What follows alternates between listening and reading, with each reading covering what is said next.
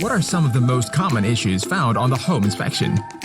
No one expects to buy a home with major problems, but it's important to know what you're getting into before signing on the dotted line.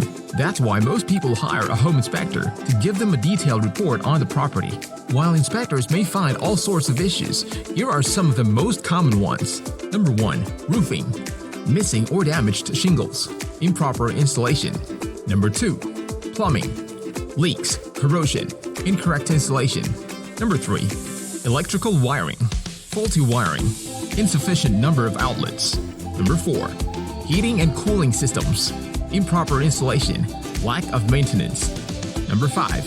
Foundation and structural issues. Cracks in the foundation, settling of the home. And number 6. Termite damage. Evidence of termites or termite damage. If you're in the market for a new home, it's important to be aware of these common home inspection issues. However, don't let that scare you off. A home inspector can help you understand any potential problems with the property and give you a detailed report so that you can make an informed decision. Give us a call today to schedule your home inspection and learn more about how we can be a part of helping you buy that perfect home.